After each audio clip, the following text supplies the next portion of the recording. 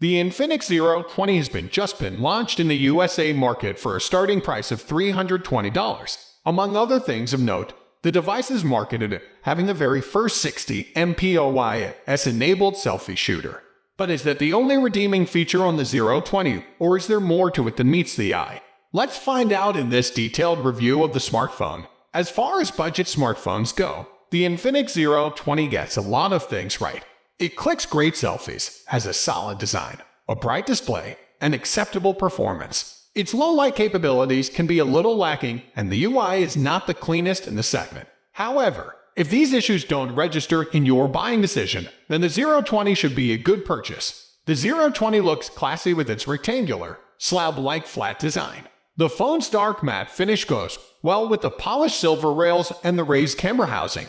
As per usual, a USB Type-C port and a speaker grill can be found at the bottom, with the addition of a 3.5mm headphone jack. After having handled the phone for a while, I found the construction to be balanced, robust, and elegantly done. In short, the Zero 20 should be at the top of your consideration list if you fancy a stylish exterior.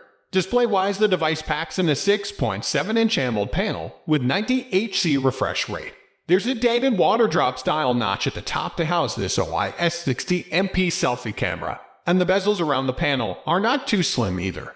In any case, the overall viewing experience provided by the device is decent enough. The colors and brightness levels were to my liking, although a slight bluish tint can be seen from time to time when the screen is tilted at an angle. There's also no HDR capability on the panel, with IT content restricted to just HD via the wide VineLone certification.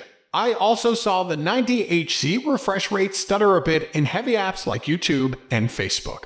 Coming now to the camera setup. The primary shooter is a 108MP sensor supported by 13MP ultra-wide and 2MP macro sensors. The 60MP OIS selfie camera is the headliner of the device, and I tested it out in varied lighting conditions. While clicking pixel bin 15MP shots by default, the full-resolution 60MP mode can be turned on with a single tap.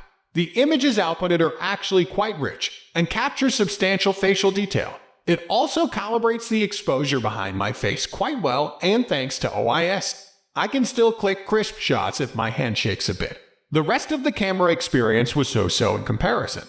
I did take some good daylight shots from the main sensor that got the details and colors right but faltered in dynamic range. The same can also be said for the ultra-wide sensor, and I appreciated the lack of warping around the edges. However, the low-light images from the phone can leave a bit to be desired. Slightly distant objects in the frame can take multiple attempts to come into focus. Detailing and noise levels are not adjusted properly, and there's an overall softness to most shots. Under the hood, you have a MediaTek Helio 99SoC, which is a reasonably good option to have for budget devices. As far as benchmark numbers are concerned, the phone scores are adequate for my needs.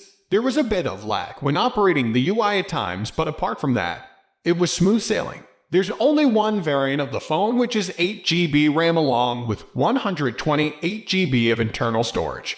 The fingerprint sensor on the side works well, and I also like the stereo speaker setup implemented on the phone. In terms of connectivity, you only get the standard 4G LTE service as the chipset does not support 5G. Infinix's XOS 12 skin, based on Android 12, runs on the device and comes with bloatware laden. As for the battery life, the device implements a 4500mAh cell that can be fast charged at 44W. On PC Mark's battery test, the device gave a result of 10 hours, which is pretty average for budget phones. My usage saw about 5 odd hours of screen time. Without doing any intensive gaming, the phone can juice up to 100% in about an hour, with 50% filling up in just 20 minutes.